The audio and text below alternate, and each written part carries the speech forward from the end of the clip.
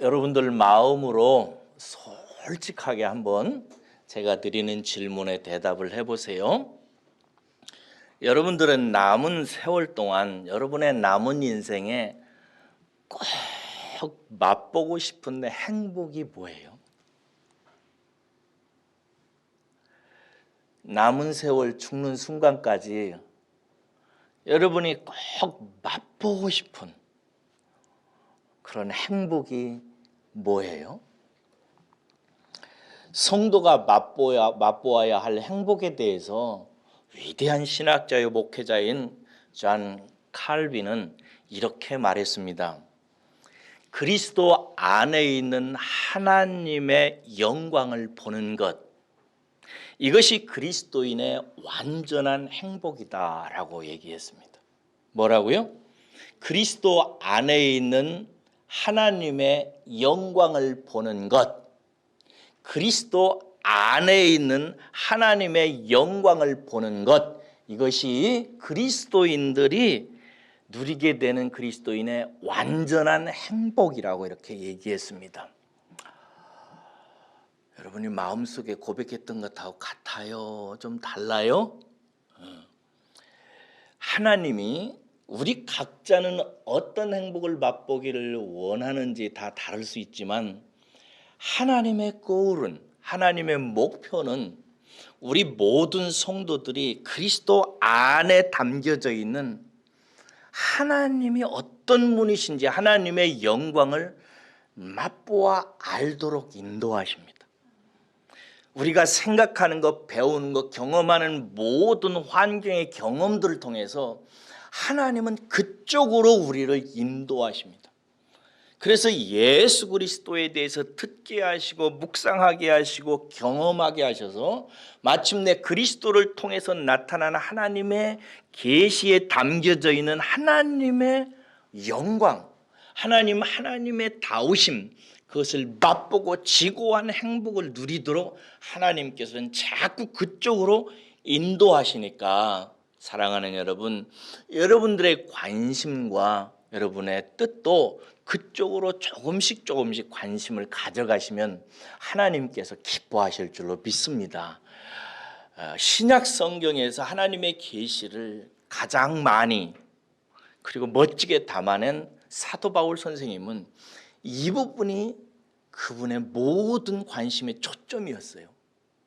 그래서 그리스도 안에 있는 하나님의 영광을 발견하기 위해서 무슨 말을 하냐면요, 무엇이든지 내게 유익한 것, 그것이 무엇이든지 나는 다 해로 여긴다.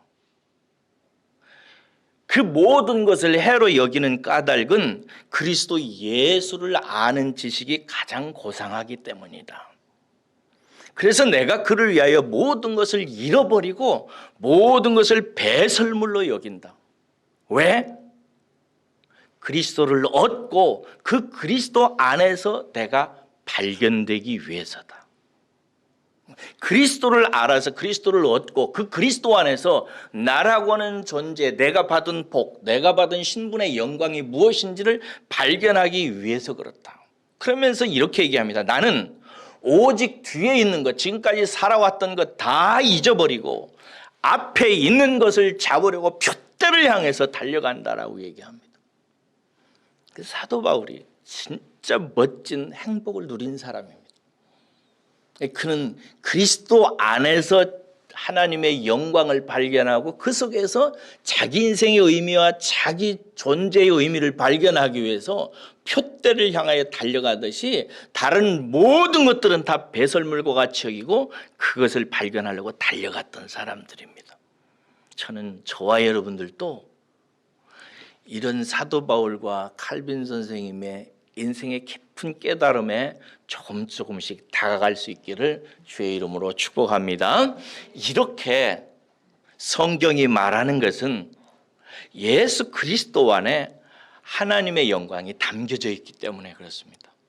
그래서 요한복음이라고 하는 특별한 책은 오직 예수님의 관심이 첫 번째 어디에 있냐면 당신이 누구인지를, 당신 안에 담겨져 있는 하나님의 영광을 보게 하려고 당신을 얘기하는데 지금까지 집중했습니다. 예를 들어서 이런 거예요. 요한복음의 대표적인 것이 7가지 표적이라고 그랬는데 2장에 보면은 예수님이 물로 포도주를 만드세요. 이것이 우리들 보고 포도주 먹으라고, 포도주 선물해 주려고 하신 거 아니죠? 예수님이 누구인지를 알려주려고 하는 거예요. 4장에 보면 왕의 신하에 죽어가는 아들을 고칩니다. 우리들 보고 다시 살려달라고 기도하게 하기 위해서 한 거 아니죠? 예수님이 누구인지를 보여주려고 하는 거예요. 5장에 보면 38년 된 병자를 고쳐내 놓습니다. 요즘에 살면서 병 걸리면 고쳐달라고 기도하고 소원하게 만들기 위해서 한 게 아니라고 그랬죠? 예수님이 누구인지를 알게 하려고 하는 거예요. 6장에 뭐 오병이어의 기적이 나타나. 물고기 2마리하고 보리떡 5개 가지고 5,000명을 먹이고 12광주리를 남기는 일을 합니다.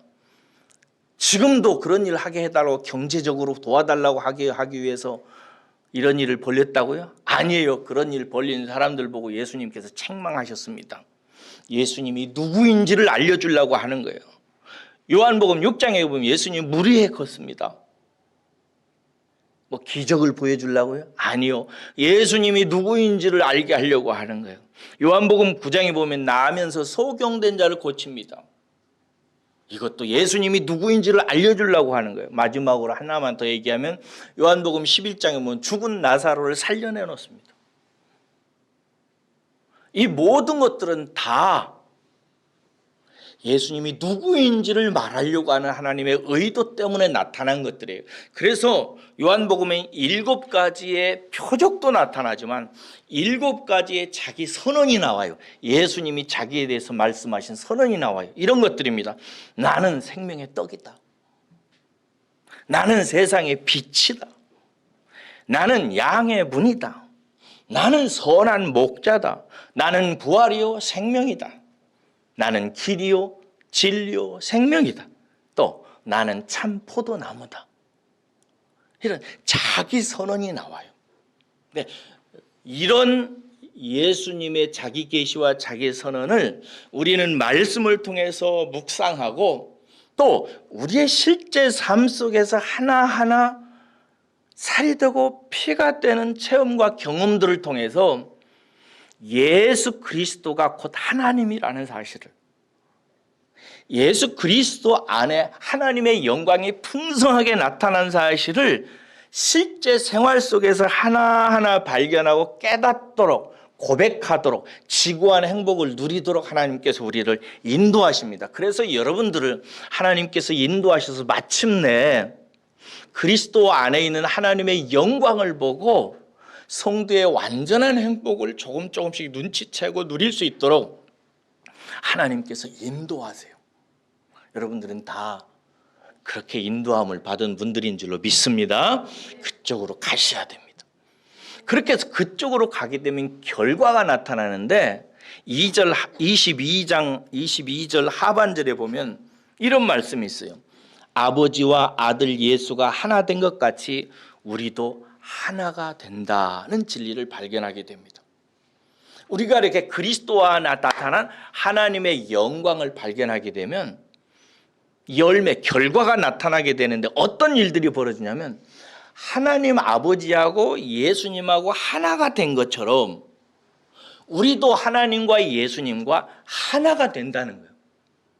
그러니까 하나 되는 것, 이것이 그리스도와 안에 나타난 하나님의 영광을 깨닫고 경험한 사람이 다다르게 되는 지점입니다. 예수님과 하나 되는 거예요. 하나님과 하나 되는 거예요. 여기서 하나됨이라고 하는 이 말은 2가지 의미를 갖고 있어요. 하나는 하나님과 예수님과 우리가 하나 되는 관계가 형성된다는 뜻이에요. 관계가. 하나님은 우리의 아버지고 예수님은 우리의 맏형으로서의 관계가 만들어진다. 이 관계에 대한 얘기고, 2번째는 관계만 하나 되는 것이 아니라 우리의 삶도, 인생의 목표도, 실제 생활도 하나가 되어져 간다는 거예요. 사랑하는 여러분, 한번 물을까요? 여러분들은 하나님과 예수님과 관계적으로 하나가 되었죠? 이거 믿으시죠? 네, 우리가 예수 그리스도를 믿고 그리스도 안에 있는 하나님의 뜻을 발견하고 믿음으로 받아들일 때 하나님과 부자 관계가 만들어지고 예수님과 형제 관계가 만들어져서 우리는 하나가 관계적으로 맺어진 것입니다. 이것을 성경은 영생이라고 하는 거예요. 영생 받으신 줄로 믿습니다. 이 영생을 받은 사람은 관계만 하나 되는 것이 아니라 그의 삶도, 인생의 목표도, 그가 사는 생활의 모습도 하나님처럼 예수님처럼 하나로 되어져 가는 것입니다. 이것이 예수 안에 감추어진 하나님의 영광을 본 사람들의 모습인 것입니다. 그래서 사랑하는 여러분, 관계가 새로워졌으니까 저는 저와 여러분들의 인생의 삶도 차츰차츰 하나님처럼 예수님처럼 사도들처럼 하나가 되어가게 될 줄로 믿습니다. 그래서 고린도전서 1장 10절에 보면 사도 바울이 이런 얘기를 해요. 형제들아, 내가 우리 주 예수 그리스도의 이름으로 너희를 구원하노니 너희는 같은 말을 하고 마음을 다하여 같은 뜻과 같은 마음으로 같은 뜻으로 온전히 합하라고 이렇게 권면해요. 그리스도 안에 있는 하나님의 영광을 경험하고 깨달은 사람일수록 합하기를 좋아합니다. 하나가 되기를. 제가 지난 주일에 그랬죠. 세상 나라는 속성이 뭐라고 그랬어요? 분리하는 거예요. 나누는 거예요. 싸우는 것입니다. 그래서 다 분리하고 나누어 놓고 싸우고 너와 내가 다르다. 이렇게 하고 자기의 소유를 얻기 위해서 싸우는 것이 세상 나라인데 하나님의 나라는 성령의 하나가 되는 줄로 묶였어요. 하나님과 그의 아들과 우리가 묶이고 우리가 또 하나가 묶여서 성령의 하나 되는 줄로 차츰차츰 하나가 되어져 가는 거예요. 그래서 교회에 다니는 분들은 자꾸 하나가 되는 데에 마음을 집중하셔야 됩니다. 특별히 2월 한 달 동안 저는 여러분들에게 믿음으로 예배를 회복하자, 이 권면을 특별히 지난 주일에 저는 마음속에 진짜 간절히 여러분들에게 권면드렸어요. 정말 간절히 설교한 설교였습니다. 지난 주일에. 그래서 2월 한 달 동안 하나님 앞에서 우리가 참된 예배자가 되기 위해서 오늘이 이제 2월 마지막 주일 예배니까 우리 모일 때 정말 영과 진리로 예배하기 위해서 잘 준비하고 나와서 여러분들이 예배의 모습 속에서 바꿔야 되고 고쳐야 되고 더 온전하게 되어야 되는 거 여러분이 잘 아시니까 잘 마음으로 점검해서 오늘 온전한 예배를 드리자고 여러분들에게 권면 드렸어요. 이런 권면을 드릴 때 사랑하는 여러분, 여러분의 마음이 이런 권면에 잘 합해지는지 아니면은 옳은 말씀인데 뭐 하고 잘 합해지지 않고 행동이 안 바뀌어지는지를 잘 보시라고요. 근데 잘 합해지는 분들은 그리스도 안에 있는 하나님의 영광을 본 사람이에요. 그래서 하나님과 찾고 예수님과 찾고 사도들이 그랬던 것처럼 역사적인 교회가 그랬던 것처럼 하나로 합해서 같은 모습으로 하나님 앞에 나가려고 하는 성향이 생겨요. 그런데 그리스도 안에 있는 하나님의 영광을 아직 충분히 보지 못한 사람들은 잘 합해지지가 않아요. 자기 나름대로의 생각으로 자꾸 인생을 살아갑니다. 고생을 많이 하는 사람들이죠. 여러분들은 고생 많이 하지 마시기를 주의 이름으로 축원합니다. 네, 그래야 돼요. 이 하나됨에는 이렇게 하나님께서 자꾸 예수 안에서 하나님의 놀라운 좋은 모습을 보여주셔가지고 우리를 다 하나가 되어 살게 하는 이 하나님의 뜻 속에는 그 자체가 우리들에게 굉장히 복이 되고 놀라운 축복입니다만 오늘 본문 말씀에는 그 하나 되게 하시려고 하는 하나님의 뜻 속에는 하나님의 간절한 열망이 담겨져 있어요. 예수님의 간절한 열망이 그 속에 포함되어 있어요. 그걸 한번 확인하십시다. 23절 보세요. 23절을 제가 읽을 테니까 여러분들이 우리를 하나 되게 하시려고 하는 하나님과 아버지의 뜻 속에 무엇이 담겨져 있는지, 무슨 열망이 있는지 한번 발견해 보세요. 곧 내가 그들 안에 있고 아버지께서 내 안에 계시어 그들로 온전함을 이루어 하나가 되게 하려 함은, 하나가 되게 하는 목적은 이런 뜻이죠. 아버지께서 나를 보내신 것과 또 나를 사랑하신 것 같이 그들도 사랑하신 것을 세상으로 알게 하려 함이로소이다. 이렇게 되어 있어요. 하나님께서 하나 되게 하시려고 하는 목적을 이해하셨어요? 뭐라고 발견되셨어요? 세상 사람들도 아버지가 아들을 사랑하고 그 아들을 통해서 하나님께서 우리를 사랑한 것과 같이 세상 사람들도 하나님께서 사랑하셨다는 사실을 알게 하시려고, 세상 사람들 구원하려고, 세상 사람들도 하나님의 사랑 안에 불러 모으려고 하나님께서는 저와 여러분들에게 그리스도 안에 있는 하나님의 영광을 보게 해서 모두 다 한 마음과 한 뜻으로 뭉치게 하신다는 거예요. 세상 사람들도 하나님이 사랑하고 있다는 사실을 알게 하시려고, 이런 뜻이에요. 여기서 세상은 무슨 뜻이냐면은 아직 구원받지 못한 불쌍한 영혼들을 뜻합니다. 하나님은 모든 사람이, 디모데전서 2장 4절에 보면 모든 사람이 구원을 받으며 진리를 아는 데에 이르기를 원하신다, 이렇게 돼 있어요.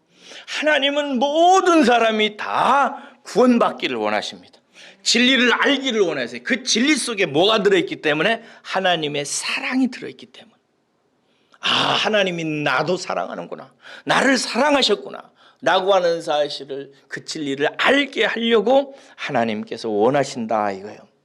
사랑하는 여러분, 그래서 하나님께서 그리스도 안에 있는 하나님의 영광을 우리들로 맛보게 해서 우리를 행복하게 하시면서 우리 모두 다 하나님과 아들과 성령과 교회와 하나가 되게 하시는 이유는 세상을 구원하기 위함인 줄로 믿습니다.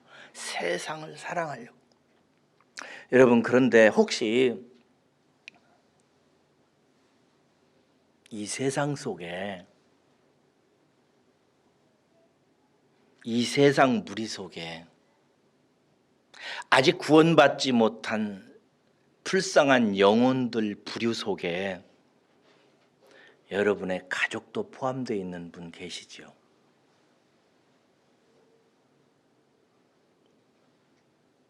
여러분의 남편, 여러분의 아내, 여러분의 아버지와 어머니, 여러분들이 낳아서 키우는 사랑하는 아들, 그리고 눈에 넣어도 아프지 않은 귀한 딸들이 있지요. 직장 상사 있지요. 그리고 여러분이 가까이 하고 있는 친구들 있지요. 그들도 혹시 이 세상에 포함되어 있지 않나요?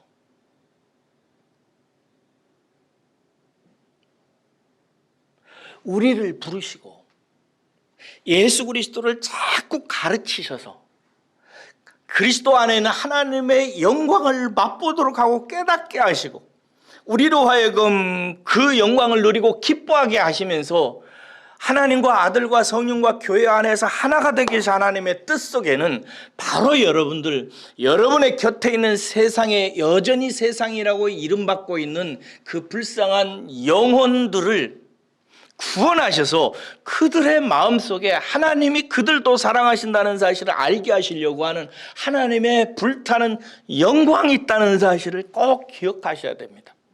그리고 그런 사람이 여러분의 곁에 있다면 여러분들은 그들을 위한 하나님이 세우신 선교사들입니다.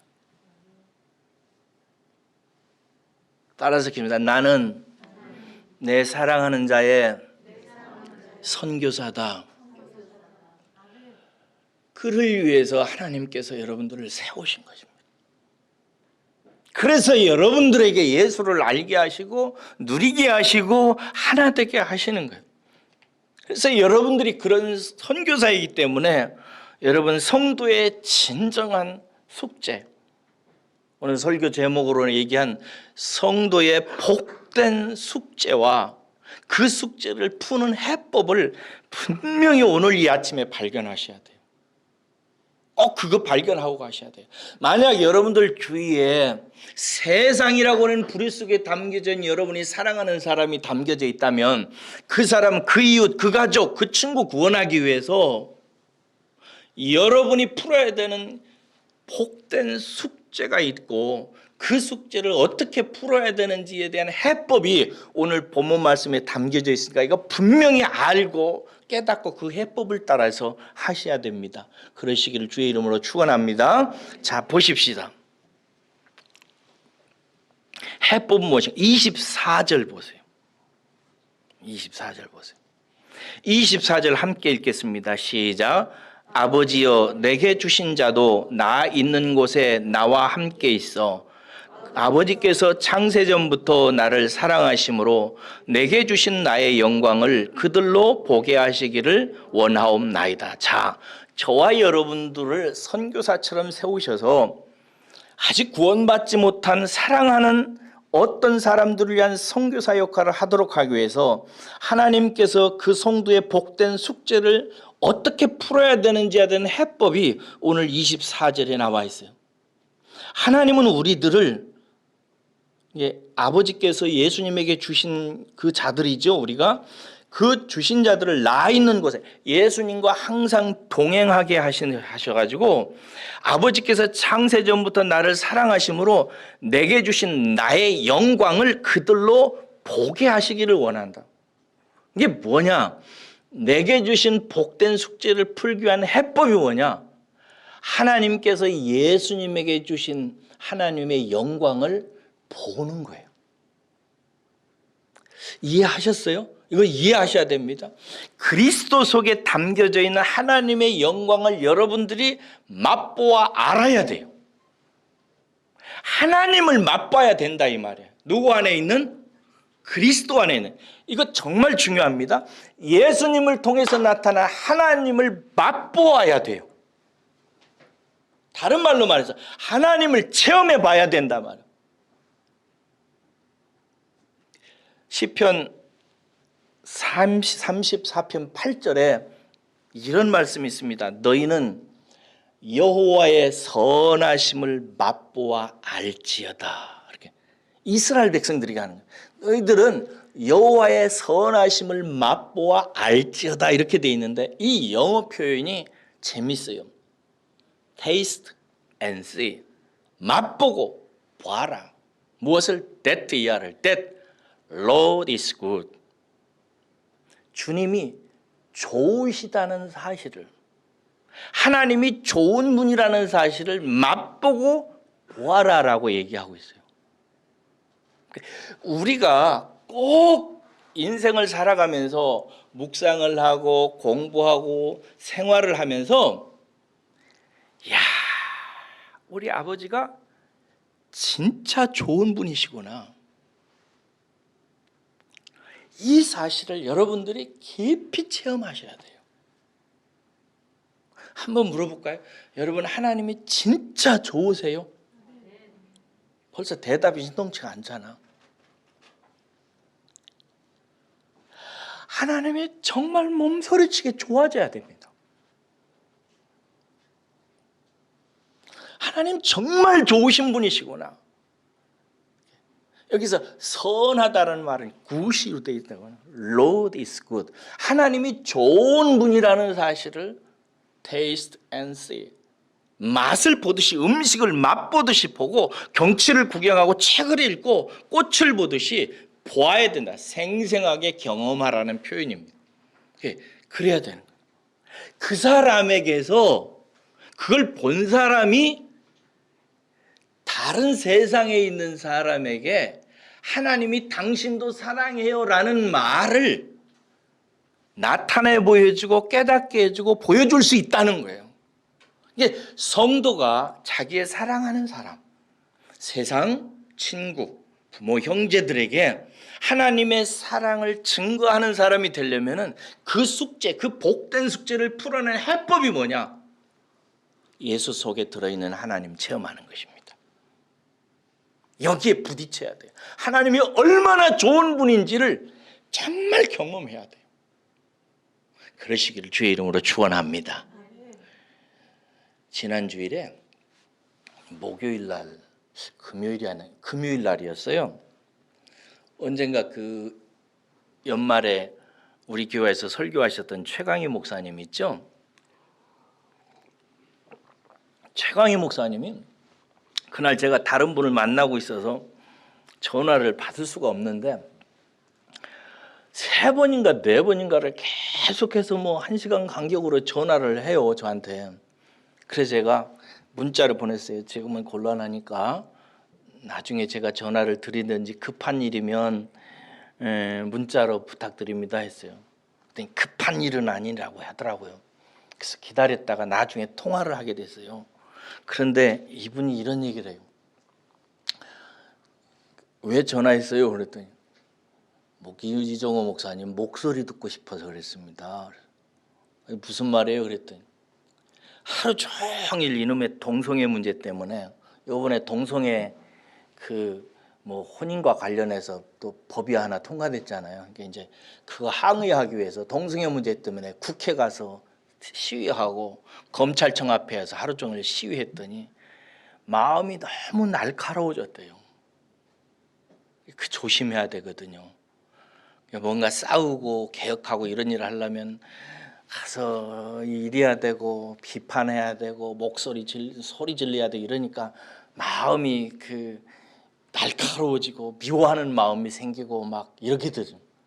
싸우는 거 조심해야 돼요. 싸우면은 자꾸 그렇게 되니까 하루 종일 마음이 날카로워져서 그거 끝내고 이정호 목사님 목소리를 들으면 내 마음이 부드러워질 것 같다 생각이 들어서 전화를 했대요.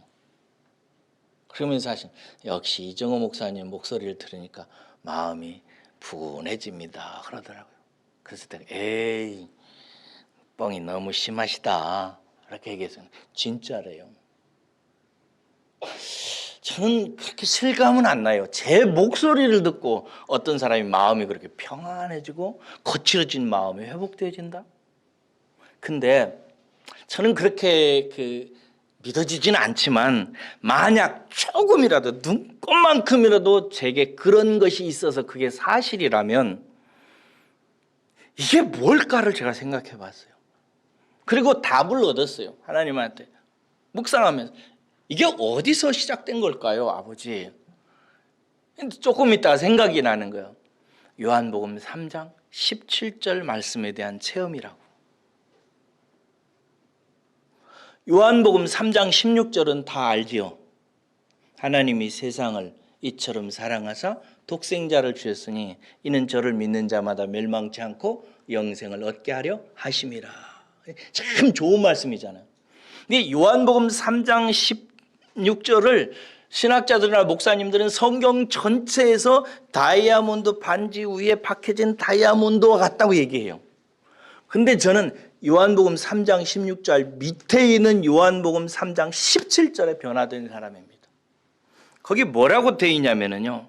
하나님이 그 아들을 세상에 보내신 것은 세상을 심판하려 하심이 아니요 그로 말미암아 세상의 구원을 받게 하려 함이라. 저는 이 말씀에 큰 충격을 받은 사람입니다. 하나님이 아들 예수님을 세상에 보내신 것은 세상을 심판하려 함이 아니고 세상을 구원하려 함. 이 뻔한 것 같은 이 한 말씀에 저는 제 인생이 뒤집어진 사람입니다. 왜냐하면 제가 신학을 시작할 때 예수님에 대해서 공부를 시작하려고 했을 때 제가 신학을 한 이유는 뭐였냐면 세상을 뒤집기 위해서였습니다. 저는 세상을 싫어했습니다. 제가 한 13년 동안 고등학교 1학년 중퇴하고 들로 산으로 바닷가로 절터로 어디로 떠돌아다니며 막노동판으로 떠돌아다니면서 다닐 때 방황하다가 정점에 이르렀을 때의 이야기예요. 저는 세상이 굉장히 싫었습니다. 세상의 모순과 더러움과 요즘도 이렇게 정치 얘기를 듣다 보면은 어떨 때는 그냥 혐오감에 그냥 떨 때가 있어요. 그래서 제가 그때 이렇게 부엌에서 프라이팬 위에다 계란을 이렇게 하다가 계란에다가 이렇게 뒤집잖아요. 이렇게 하면서 그걸 하다가 내가 기도를 했어요. 하나님, 세상을 뒤집어 버리고 싶습니다. 뒤집어 버리고 싶었어요. 그래서 신학하게 됐습니다. 그러던 어느 날이요, 그 전 얘기인데, 전에 제가 그 방황을 하던 날에 정점에 이르렀을 때 주일 낮 예배를 마치고 술을 마시러, 성도도 괴로울 때가 있죠. 방황할 때. 주일 예배를 마쳤는데 전혀 은혜가 안 되고 답답하고 괴로워서 견딜 수가 없어서 충청도 서천에서 버스를 타고 배를 타고 금강을 건너서 기차를 타고 군산에서 이리까지 가서 이리에 있는 원광대학교 다니는 내 친구놈 하나를 만나가지고 저녁에 술을 마시기 시작했습니다. 그냥 정신없이 마셨어요. 그리고 나서 깨어나니까 그 다음날 아침이더라고요. 근데 깨어나서 보니까 오른쪽 이쪽 벽이 이렇게 갈아져 있어요. 무슨 말인지 아시겠죠? 도로 같은 데다 이렇게 긁어가지고 요 오른쪽 이쪽이 그냥 허물이 다 벗어진 채로 펄겋게 갈아져 있어요. 얼마나 쓰린지 모르겠어요. 그래서 친구하고 물었지요. 친구에게 이게 어떻게 됐냐 그랬더니 지난밤에 있었던 일을 얘기해 주는 거예요. 제가 술을 계속 먹더래요. 얘기도 안 하고 그냥 붙더래요. 그러더니 이리역으로 막 뛰쳐나가더래요. 이리역 한복판으로 막 차들이 밤중에 10시쯤에 돌아다니는데 뛰어다니는 차들을 다 막 세우더래요. 막 세워가지고 니들은 도대체 어디로 가느냐 이러면서 이상한 철학적인 얘기를 하면서 니들은 어디로 가는지 아냐 막 이러면서 막 괴성을 지르고 그러더래요. 그래서 겨우 이 친구가 이제 나를 끄집어내 가지고 집으로 돌아오는데, 집으로 돌아오는 중간에 어떤 골목을 돌아오는데 잔치집으로 내가 들어가더래요. 그 잔치집은 돌집이었어요. 돌잔치를 하는 집. 들어가서 제가 막 소리 지르더래요. 야, 이 XX들아, 너희들은 인간이 태어나는 게 뭐가 그렇게 즐겁냐? 네 사랑하는 새끼들이 돌맞이한 것이 기쁘냐? 그 새끼가 살아갈 인생을 아냐? 이 세상에서 그 인생을 알아? 울어라 막 이러면서, 잔치는 무슨 잔치냐, 울어라 막 이러면서 막 하니까 그 잔치하는 식구들이 나와가지고 뭐 이런 XX 같은 놈이 있어 이래가지고 저를 발로 밟고 막 진 이기고 그랬대요. 그래가지고 얼굴이 다 벗겨진 거예요. 그 다음날 아침에 신문지로 이렇게 가리고 기차를 이리에서 군산까지 타고 군산에서 금강 배를 타고 건너서 장항에서 서천군 서면 도두니까지 버스를 1시간 반 동안 타고 신문지로 이렇게 가리고 한 달 반에서 한 2달 정도 집에서 나오지 않고 그 딱지가 다 떨어질 때까지 기다리고 한 1년쯤 후에야 얼굴이 회복됐습니다. 저는 세상이 그렇게 싫었습니다. 세상을 다 심판하고 싶었어요. 특히 정치인들이나 경제인들이나 가난하고 불쌍한 사람들을 괴롭히는 사람들로 인해서 이 세상에 엉망인 이 세상을 다 뒤집어 엎고 싶었어요. 그런데 어느 날 제가 신학을 하면서 요한복음 3장 17절을 읽다가 나와 하나님이 너무나 다르다는 사실에 내가 쓰러졌어요. 나는 예수 그리스도를 통해서 세상을 뒤집고 개혁할 생각을 가졌는데 하나님은 아들 예수 그리스도를 보내신 것은 나처럼 세상을 심판하려 하심이 아니요, 세상을 구원하기 위해서라. 하나님은 세상을 사랑하시는 거예요. 나는 없애버리고 싶은데, 나는 죽여버리고 싶은데, 나는 멀리하고 싶은데, 나는 상종도 하고 싶은데, 하고 싶지 않은데 예수님께서는 당신의 사랑하는 아들을 그 모순되고 더러운 세상에 보내시고 그 악하고 더럽고 추한 인생들에게 아들의 보배로운 피를 주셔서 그들을 통해서 아들을 알게 하셔서 아들 속에 담겨져 있는 하나님의 사랑을 발견하게 하셔서 내가 너를 사랑한다 라고는 진리를 깨닫게 하시기를 원하셨던 거예요. 근데 그것을 하나님께서 어떻게 하시는가? 오늘 본문 말씀에서 어떻게 얘기해요? 너희로, 우리들로 하여금 그리스도 안에 있는 하나님의 영광을 맛보아 알게 하셔서 예수님 속에 담겨져 있는 하나님이 얼마나 좋은 분이신지를 우리로 하여금 절감하게 하셔서, 깨닫게 하셔서, 그걸 깨달은 사람의 전도를 통해서, 미소를 통해서, 사랑을 통해서, 섬김을 통해서 그리스도 안에 담겨져 있는 하나님의 사랑을 맛보아 알게 하심으로 세상이라고는 무리 속에 담겨져 있는 멸망해가는 우리의 사랑하는 가족들과 형제들을 구출해 내려고 하는 것이 하나님의 뜻이라. 사랑하는 여러분, 그러므로 우리 성도들의 복된 숙제는 그리스도 안에 담겨져 있는 하나님의 영광을 보는 것입니다. Taste and see that Lord is good. 하나님이 얼마나 좋은지를 그리스도 안에서 taste and see, 맛보고 들여다보는 거예요. 이게 우리의 선교사직을 감당해낼 수 있는 하나님의 해법이에요. 그리고 하나님은 어쩌든지 여러분들의 일생을 그렇게 하나님을 맛보고 볼 수 있도록 예수님을 증거하게 하고 예수님을 경험하게 하고 예수님을 묵상하게 하고 자꾸 하는 거예요. 그런데 어떤 사람들은 자기는 예수님을 안대, 하나님을 안대. 그런데 그를 통해서 자기 사랑하는 옆에 사람들의, 이웃 사람들이 하나도 구원을 받지 못하고 하나님의 사랑을 고백하지도 못해. 나는 안다는데 이 차이를 아시겠어요? 저는 신학하기 전에도 하나님 안다고 생각했어요. 예수님 안다고 생각했어요. 그런데 세상을 미워했어요. 아주 보기 싫고 꼴 싫은 사람들이 너무 많아.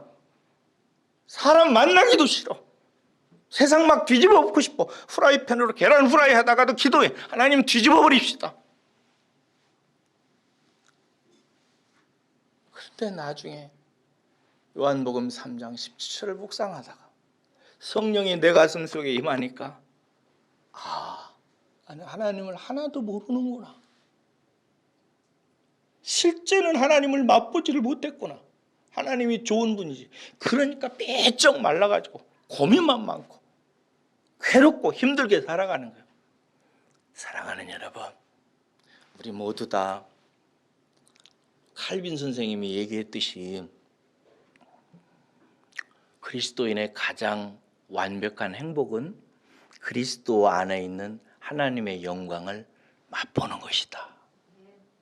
그리고 사도 바울이 나는 이 그리스도 안에 있는 하나님을 맛보는 그리스도 안에서 내가 발견되기 위해서 이전 것은 다 잊어버리고 옛날에 유익하다고 생각했던 것은 배설물처럼 여기고 오직 그리스도를 아는 이 고상한 지식에 빠져들기를 원한다.